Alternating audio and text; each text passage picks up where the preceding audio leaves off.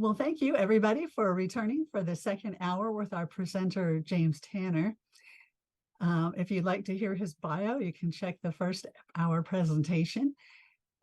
The title of this class is Artificial Intelligence Continued and Q&A, and he promised us a demo of how this stuff actually works so that we can see that for ourselves.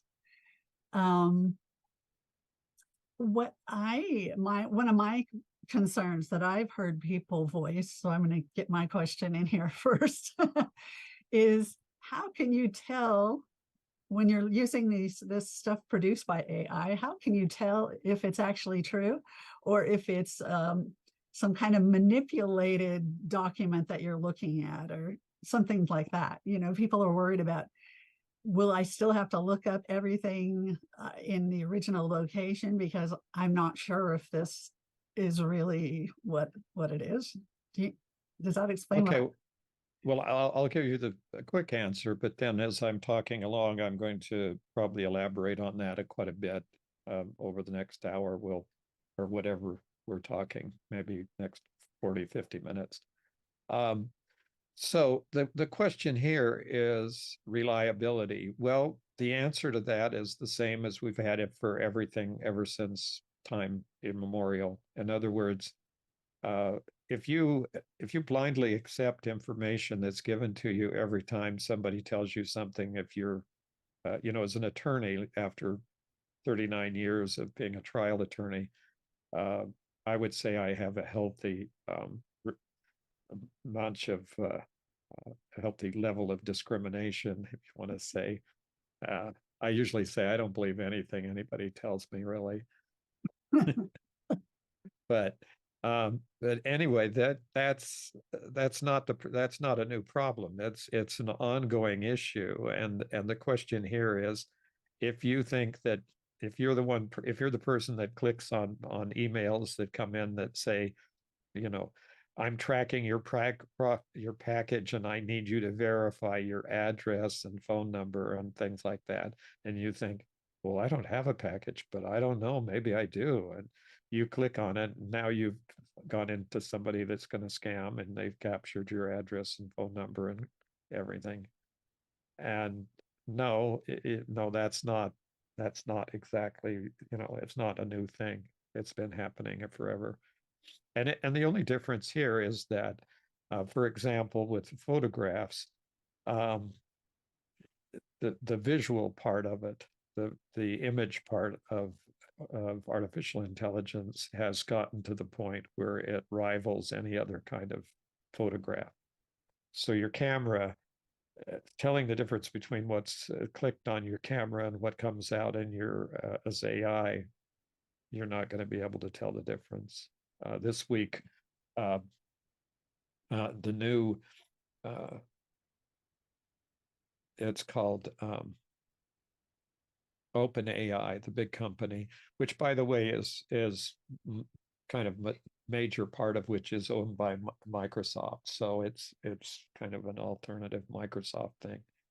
And OpenAI is announcing all sorts of things, and one was one I mentioned briefly last hour, and that is they can create a video, and they can take the audio from the video and translate it into any language. But what they can also do is take that and put that in your own voice. And what's come out on YouTube is Johnny Cash singing various popular songs of the day. And so we have new performances by long dead Johnny Cash. And I mean, it's an amazing thing, but you can see that there's a potential there for things to be manipulated. I would expect during the upcoming political season of ramping up every year to elections that we're going to see a lot more of that kind of thing happening. Oh dear. So don't, and your answer is correct. Our question implies an answer, and the answer is yes, you're going to have to start verifying things more carefully. Especially this will help you get to them a lot faster, right?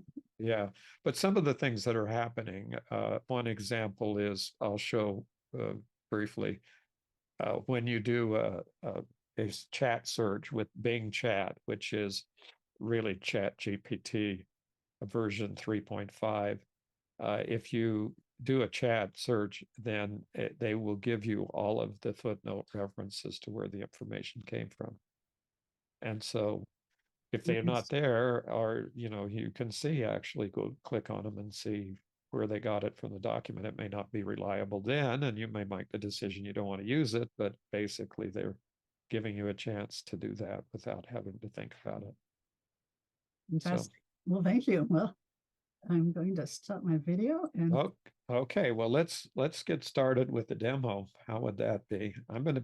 How this is going to work is I'm going to share my screen back and forth. So so we're going to go back and forth between sharing and not sharing. And so when I share the screen, then you'll have a view of it. So can you see that okay now? Yes. This is Adobe Express, and this is a program from Adobe. It comes with what's called the Adobe Cloud programs, and it's it's part of that is subscription. Some of their things are free to some extent to the public. There's some apps that are available for smartphones that are free, but yes, this is kind of an investment if you're doing this. But my wife and I have been doing imaging on computers since it started, and we've been doing it commercially because we've been involved in a typesetting pre-press business for all those years, doing everything on the computer. What we do is we take an image that somebody gives us and put it into a format that can be used and printed by the printers. That was the primary business. And it's still going. My wife still runs that business. So it's something we've been continually involved in. So here I can put in just about anything that I want to describe. I can make I can give you anything, a fanciful thing. So I'll try something that's a little bit unusual so you can see what it would look like. Let's have it be what animal would you like? Let's say a camel. Camel might be a little bit hard. So I got to type, obviously. Let's say driving a sports car. Okay, so now we're going to generate, and it's going to spend a couple of seconds here generating the image. And then we've got that, but we have 4 images over here. So we can click on another image and see. And then here's another one. I might like that one. That one's pretty good. Oh, that's doesn't look like the camel's there. It got the head, but it didn't manage to get the camel. Maybe that one's probably the one we want to think about. Well, let's say we don't like that. So I say, I would like the camel to be driving a truck.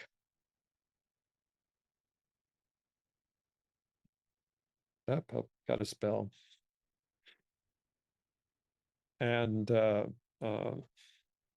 with a load of bananas.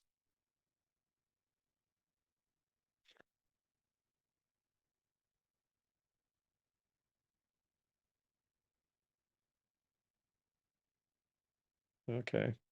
So here you can't quite tell that they're driving the truck. That's just on the truck.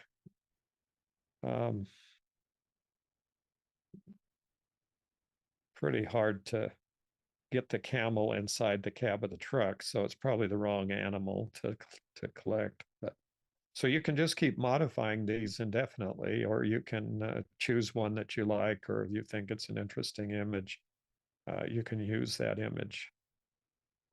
but what I've done in the presentations I have on the BYU Family History Library, it's no longer called that. It's called BYU Library Family History Center YouTube channel, is many of my videos now have images that have been created. And this particular presentation I just did last hour has quite a few of the images that were generated. Sometimes it's easier I mean, if you're looking for something,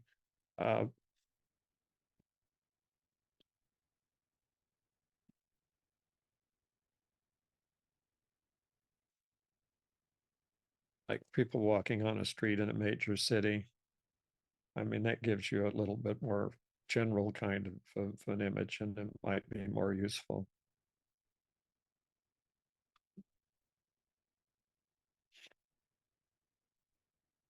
If you look closely at the people, they're not that well rendered.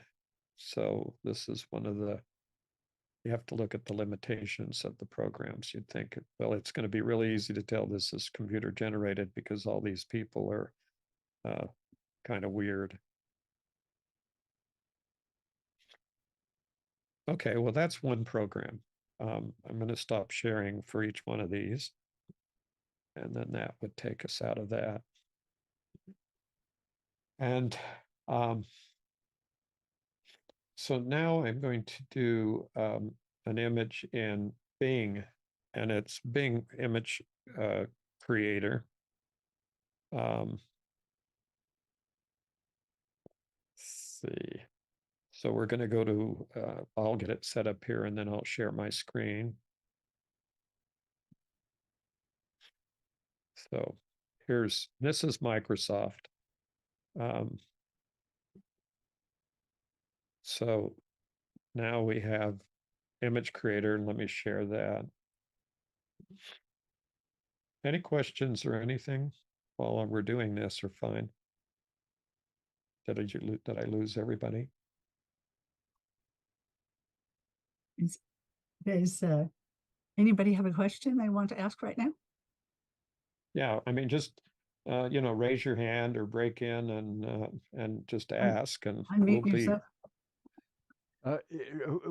Tell us which ones of these are free and which ones are not. Well, it's kind of hard to see which ones are free. There are some that are. Most of them have some kind of a freemium, what you call a freemium structure. You can get like 1 image or 10 images or a few images a day or whatever. And then if you want more, then you've got to join the program. Adobe, if you have Adobe Creative Cloud, then you're going to get the Adobe products. If you have Microsoft 365 on your computer, which a lot of people do, then all of this stuff with Bing is free. Part of this is free with if you just have the Bing browser, Edge, the Edge browser that's on Bing. So it just runs in the browser. You just click on the browser, and then this is just part of the browser. So if I go to Bing, if I open my Bing browser, which I just did, and I just go back, see, then what I did was I looked for it. So let me just stop sharing again for just a second. I'll bring that up and show that. So if I go to my Edge browser here, and then I'll share that. I went directly to what's called Microsoft Image Creator. That's a separate kind of program, but it's the one that's embedded in the Bing, in the Microsoft Edge browser as part of Bing. So if I go here and click, then I get a little icon here that clicks me directly to Bing, or I can go to Bing and then.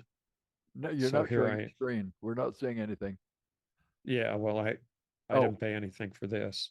Oh, but I do have Microsoft 365, so I'm not sure what the relationship is there, because once you log into Microsoft, they know what you have the subscription. So Yeah. Don't know if you No, don't have it.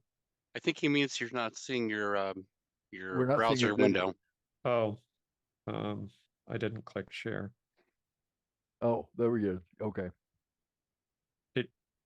Did that come up? No, I don't think that came up. Yeah, we're seeing it now. Oh, you are? Yeah. Okay.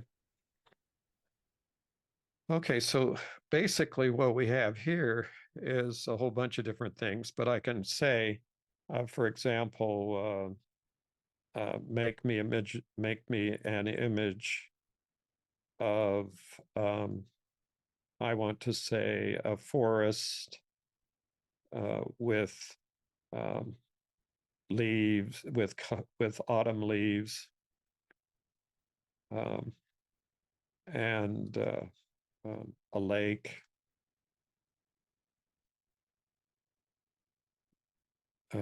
with high mountains in the distance, in the background still. Okay, good. And then I can do this.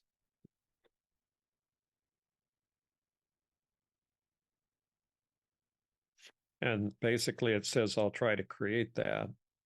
Comes up and starts the generation.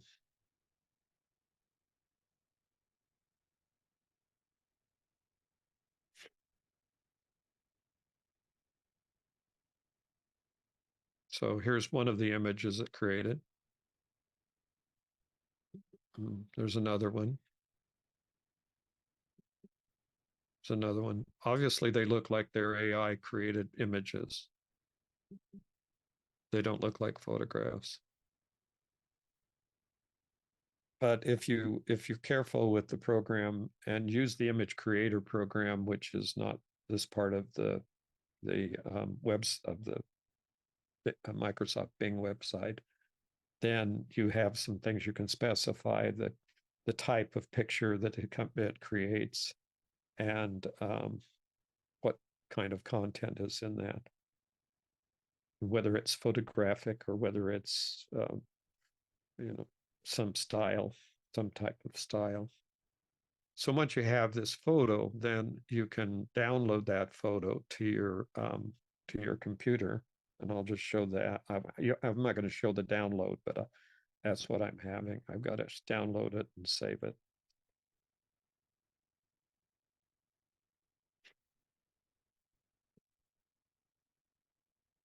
And then, you can manipulate that photo in any photo editing program like Photoshop or whatever. So now if I stop sharing on this,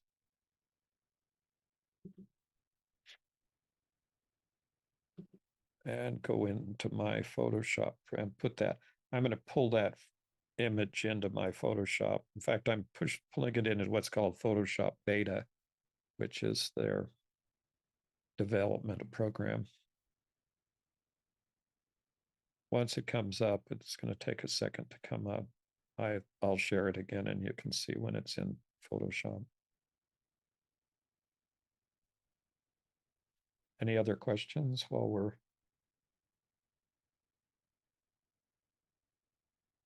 Okay, so let me share this now so you can see.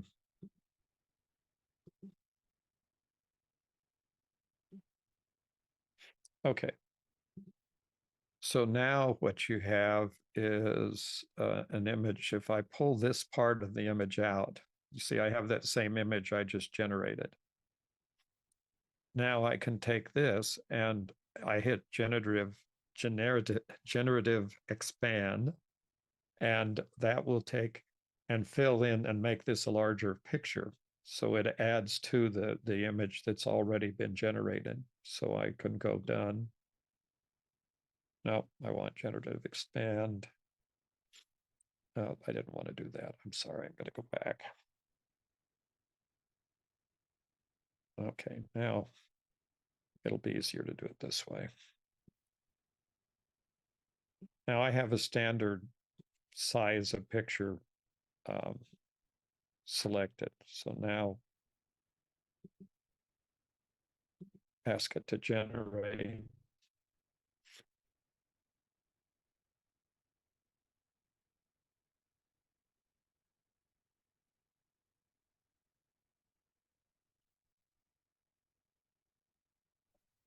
There's the generated image. Hmm. I blow that up. Oh, didn't want to do that.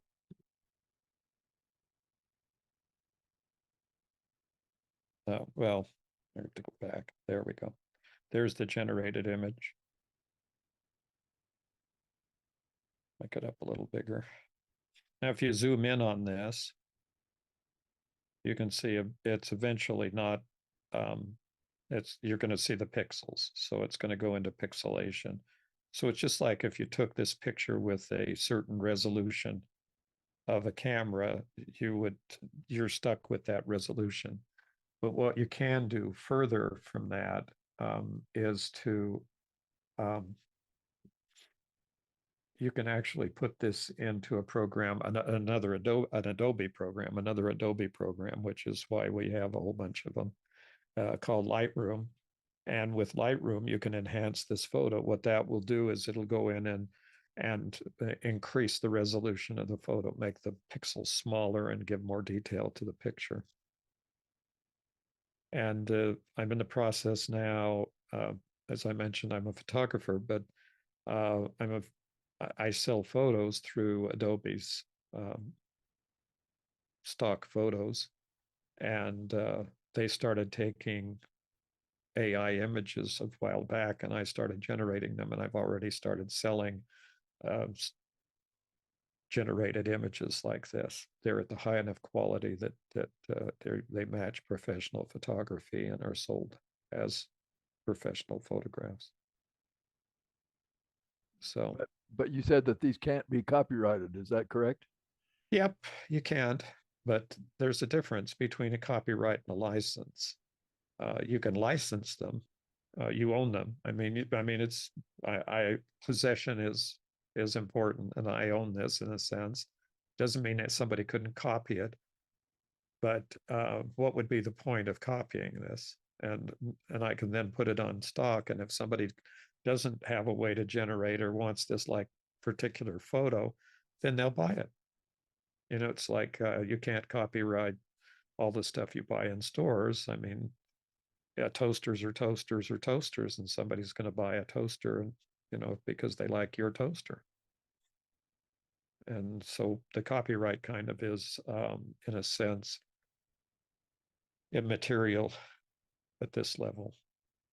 Well, but could a picture, one of your pictures, just be copied and used in an article or a book without your license? The only way they can copy this picture is because I'm selling it through Adobe Stock, is to buy it from Adobe Stock. But can't they see it on their screen? And if Yeah, they could, they could do a screenshot of it. yeah. Yeah.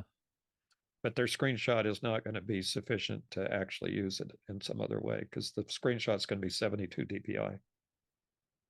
Okay. Yeah. So in other words, if there's some use for it and they like it, then they're going to buy it. And that's the kind of what happens with all of the Adobe Stock images. I mean, obviously you could go into Adobe Stock and do screenshots of stuff.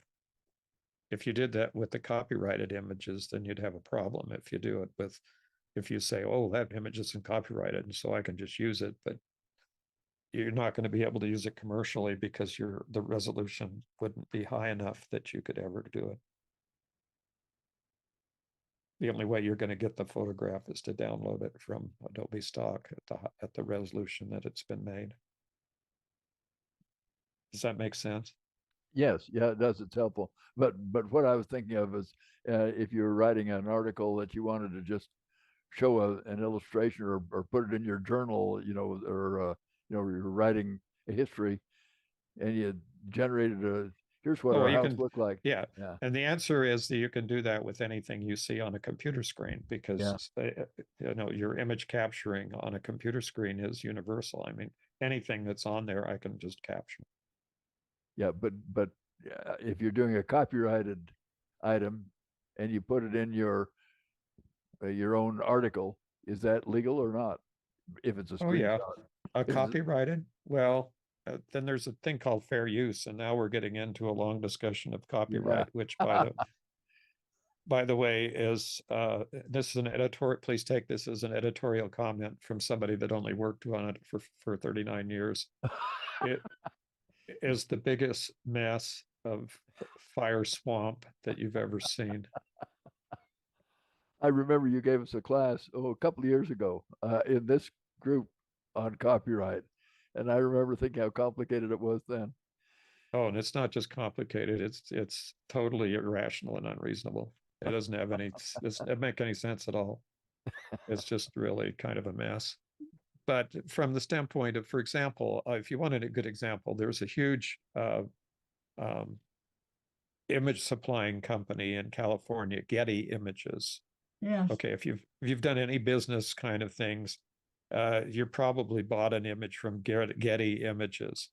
I don't know the percentage, but from my observations, fully probably as close as much as half or 2/3 even of the images they have on there are actually public domain images that they've copied from Library of Congress or National Archives or some other public domain. I'm looking at images that I know are in the public domain. For example, an image made before 1927 in the United States. They're all in the public domain. Well, they're all marked copyright and everything by Getty Images, and they're sold. So, you know, so I figure, they can mark mine copyrighted and sell them too. If somebody wants to challenge Adobe, I don't care. Yeah, God. As long as they pay me for it. Yeah, right. Okay. So anyway, that's neither here nor there, but that's so when you're getting here, and what I hope you understand is that this is not a scary process. It's not something that's going to where they're going to come and bang down your door. There are things out there today you should be afraid of, but this AI thing is not one of them. There's enough going on out there that whatever. So okay, well, we'll go into another one because we're gonna run out of time here. So I'll get rid of this. Okay, which one did I want to show you? Okay, so I'm gonna go back into Bing.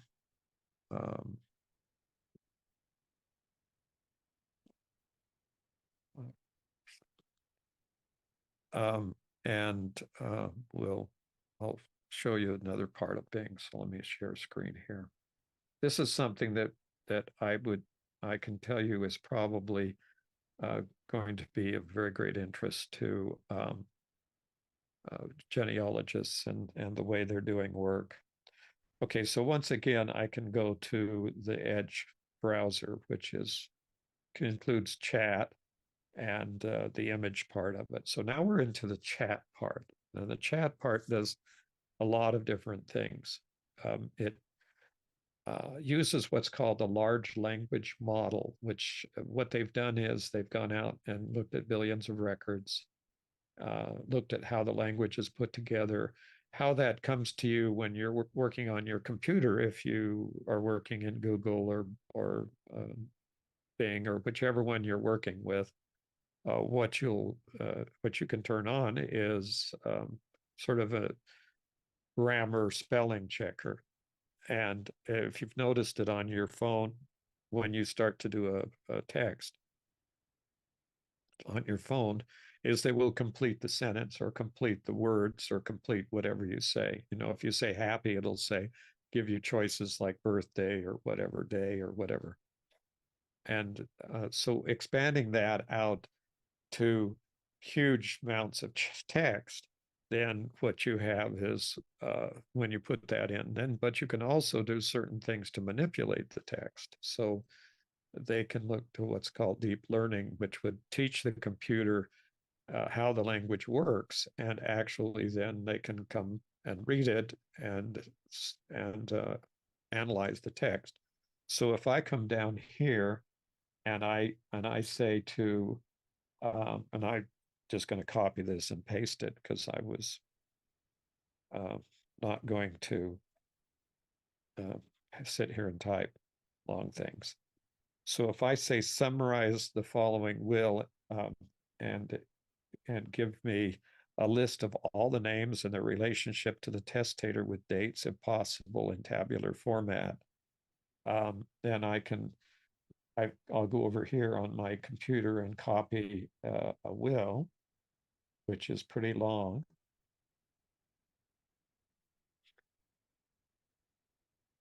Just a second here. And this says that I can put in that I have 149 of 4,000 possible things that I could ask it. So this is a whole will, and it's quite a long will. And so then I can paste it in. So here's the long will. And then when I send that off, then it will take a couple of seconds here. And it's now telling me exactly what's in the will.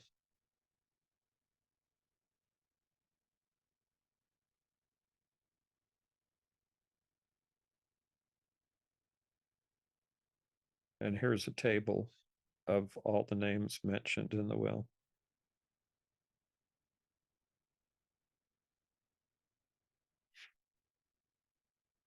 Okay. There you go. Now I can copy and paste this in and use this and whatever I need. If I wanted to ask further questions about it, I can get some more information. I could say, there's some words in here I don't understand. Could you tell me what this means? I can go in here and say, you know, any kind of information that I wanted to. So for instance, it says my decease. So I'm going to say, what does the word, and it remembers that it did this. So the words my decease mean I'm really not working today in this context.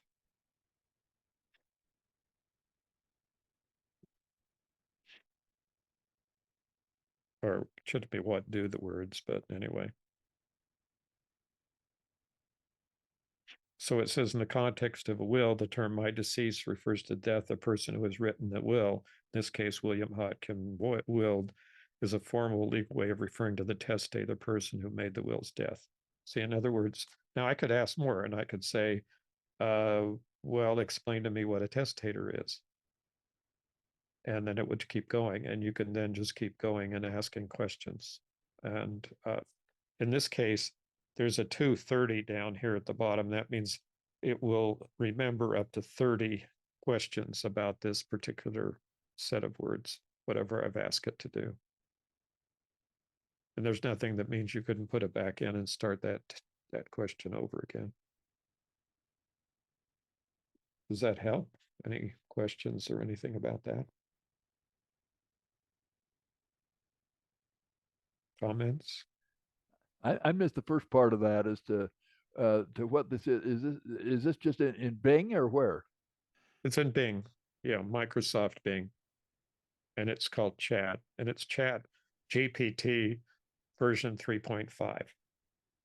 So Chat GPT, I did not know that Chat GPT was a Microsoft thing. I thought it was separate, but now did Microsoft buy it or something, or has it always been the same? Microsoft owns everything. Oh. And do I need an account to get into this? Well, that was the question. I don't know how much of this, actually, this is GPT-4. This is the latest version of GPT Chat. So basically, I think it depends on what you get depends on whether you have Word 365 subscription. Oh, which I do not. Yeah. Yeah. I do So have. You may, Yeah. but there are other versions of this that are free. In other words, you can go to chatgpt.org and or gpt.org, however it comes out, and you can get a free use part of the program. So there's things you can put in.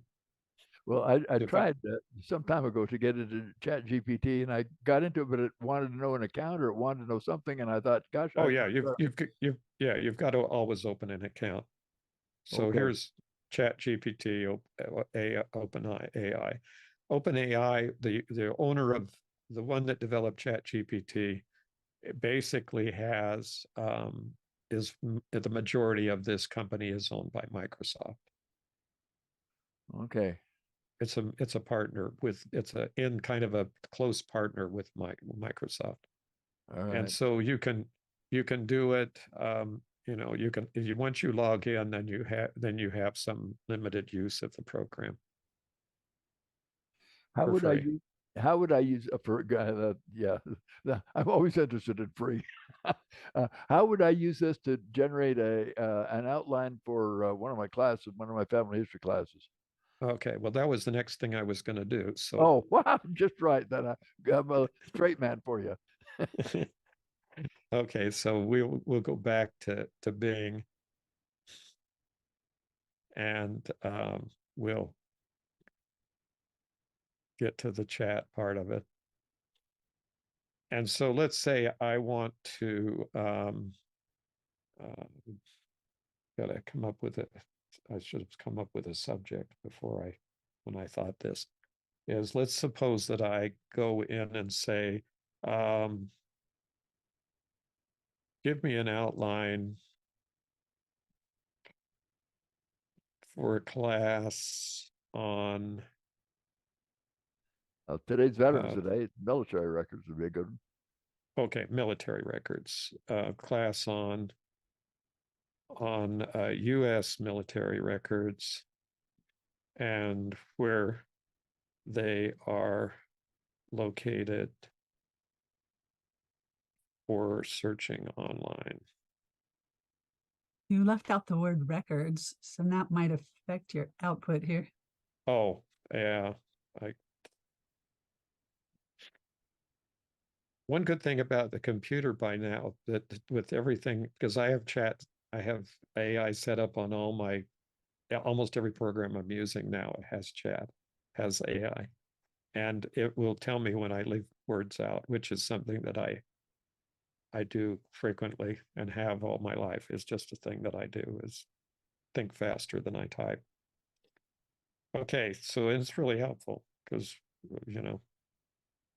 they find all my mistakes and tell me where to correct them. Okay, now it's gonna need it. So I'm asking it to give me an outline for a class on US military records and where they're located. So here's a basic outline for the class.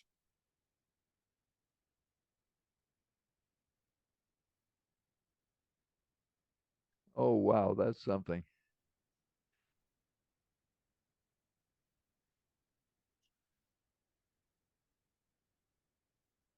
It would probably come up with things that I wouldn't even think of. Yeah. Okay, so now I can say, so here it is. I mean, you can go down through here. Now, one of the things that was asked by Laurie earlier was about the accuracy. So if I go to that footnote right there, it's request military records to National Archives. Yeah. So if I open that in a new link, then go to that, then there's more information.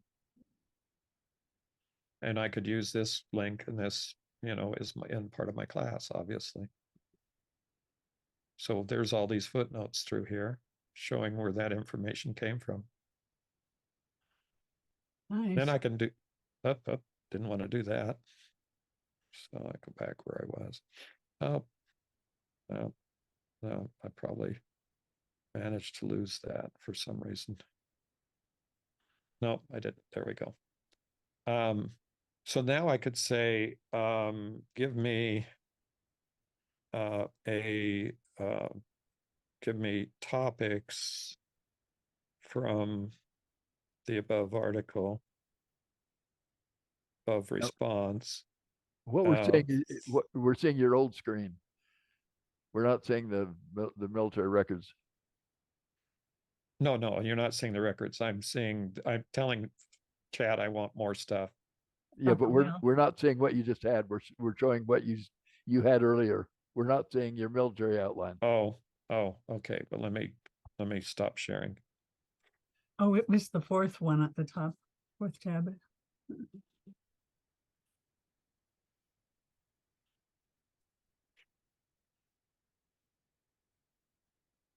Now, can you see this Yeah. page? Yeah, that's the Okay. one. Now I'm saying, give me a response. Give topics from the above response for a PowerPoint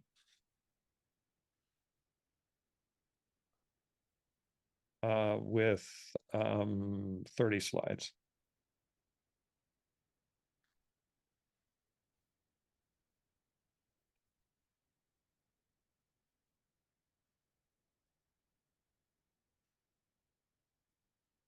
Well, it's back on the wheel. Okay. Yeah. Anyway, same thing. Sorry about the military went away. Oh, But I think it's still there on your top. The fourth one over is the military Oh, page, which you could probably hit the yeah. back button from. Yeah. Well, and then I can go up here to, yeah, I see it. I can get it back. There it is. Okay. Now give me a PowerPoint presentation with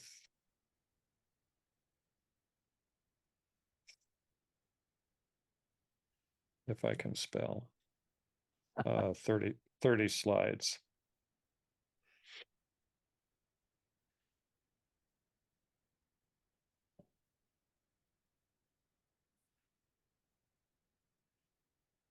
It can outline. Okay. So I need an outline. Oh, you know what? I think you left a word out. I think you didn't say. Oh, Oh, give a presentation. Okay. I'll a say PowerPoint. You didn't say PowerPoint or something. give me a PowerPoint slides. Give me 30 PowerPoint presentation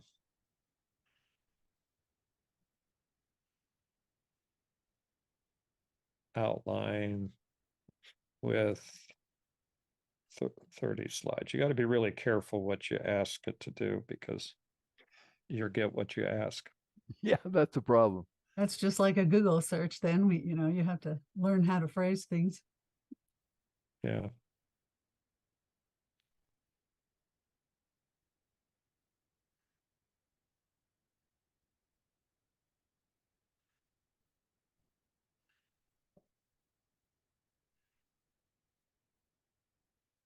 And these are the different screen slides that are going to be on there, huh? Gosh, this is something. Okay, and I have to admit this is what I've used on occasion. That's all right. A lot of occasions. Basically, I've used it to give me a reminder of the things that I need to conclude. Yeah. Yeah. Yep. I You may could not compare- organize it this way. I may not use all the topics.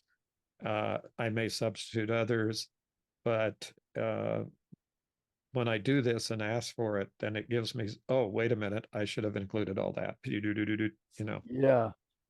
That's what I was thinking. It includes so much stuff that I would have not thought of. I heard on the news a couple of weeks ago that they were talking about the teachers using this to generate outlines of classes, and it was saving them 2 or 3 hours a day in outlining. And I thought, how are they doing it? And this is the answer. Yeah, this is how it's done. Yeah.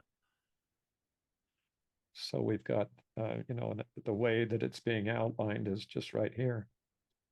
Gosh, that's So, wonderful. so here's another one, and this is a little, I'm going to stop sharing again. This is kind of having to do it with the way we're doing this, but I'm going to pull out this so that it's good. Yeah, okay, so I need to pull this out so it's fairly large. This is a very short video I showed you now. I'm going to explain it before I get into it, and I'll share this part of the screen. Let me just get a little bit larger.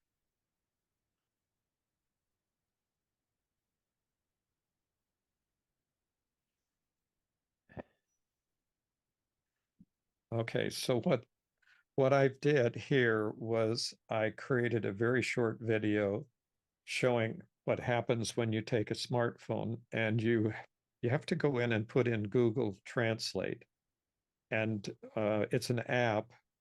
And then when you have the app on your phone, so this is something you have to do a little bit of research and preparation to get into. But when you have it, then on your camera, a image will show up to that you can then what you have to do is use the camera to isolate that image, and it goes in between two yellow brackets. And then when you touch the button, it takes a picture of that and then gives you some options. And one of them is to translate the image. So let's say you're walking down a street in Germany or in Russia or wherever you want to be, and you can't read the signs. Then basically, then you can click on this, use your camera to translate all the signs. But you can also use the camera to dictate, to talk back and forth with somebody, because you can switch back and forth dictating the information. You say, can you tell me how to get to the National Museum? And then push the button for Hungarian, and they will be, and your smartphone will say the same thing in Hungarian. And then what they answer, it will record, and then you can say, and it will translate it out in text as they're recording, as they're speaking in real time. So here's a very short video showing translating this. Berlin ist nicht nur with Nordpol, whatever German says. Okay, so I'm using my phone, and this is actually a picture from my phone. I had to turn it sideways to fit it all in. And then there's the yellow little brackets that are showing up, and you can tell I can't hold it very steady, but it works enough. And then I hit the little button in the right-hand corner. That's the little mark that came up, and there it took a photo of it. I touched the word translate that's there, and there's the translation of it.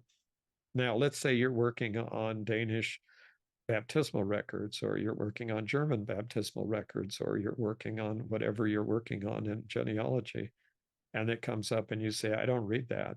And so you take out your phone, you do this, and you now have an instant translation of what that form said, not the handwriting, but any of the text that's there in whatever language, 40-something language, 100 and something languages.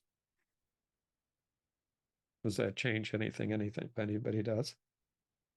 Yeah, and then can you save the translation? Is there a way to just? Oh yeah, it's a text file.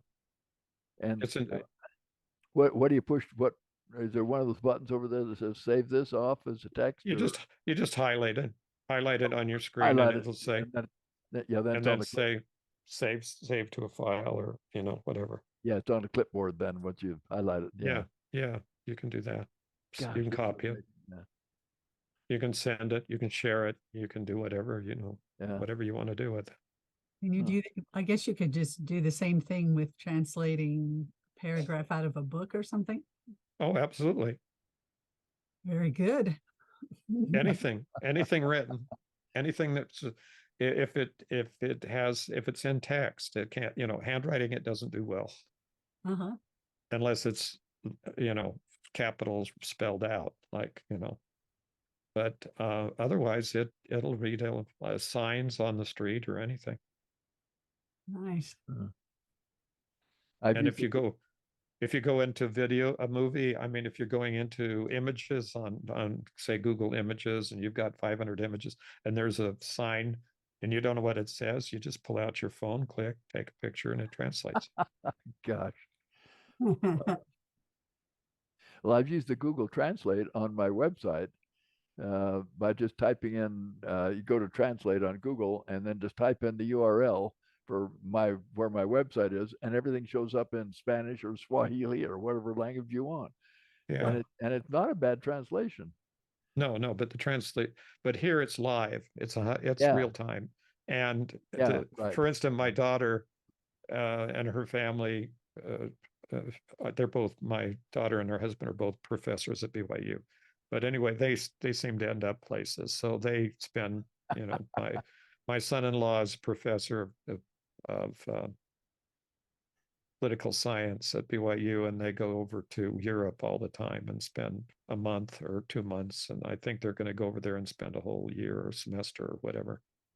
And she just goes into the stores when she's doing her buying and takes her camera, points it at the whatever she's looking for, and it translates it. Oh, gosh. This is phenomenal. And it gives her actually gives her the same time she points it at it, it gives her the price right there and the exchange rate. Oh, nice. Oh, the exchange rate too. Yeah, for that day even, probably. Probably, yeah. So basically, she's there looking at the names and prices in English. Gosh. Okay, well, I guess we're through because I can see the clock on the wall has. Well, I've still got about 2 or 3 minutes. Do we have any participants from Facebook or Zoom that would like to ask a question? Or is your brain twirling like mine is? I wonder, was anybody checking the Facebook comments? I don't know. We usually have somebody checking that, but I'm not sure if anybody was today. I did. Oh, good. Okay, great. Yeah. Thank you. There was one comment that said amazing. Yeah. Yeah, that's true. Anyway, so I thought that would be interesting way to introduce the parts of how it's working. Oh, So Well, this has just been wonderful. It's given us a much bigger picture as to, we hear of this AI and now you've shown us how we can use it and what we can do with it. and how we've been using some of it. And now we're anxious to watch your 3-hour Roots Tech thing where you can go into more detail and it'd be the latest thing at that time. and I'll be making, I have a couple of videos scheduled. We're scheduling the videos at the library out through May right now.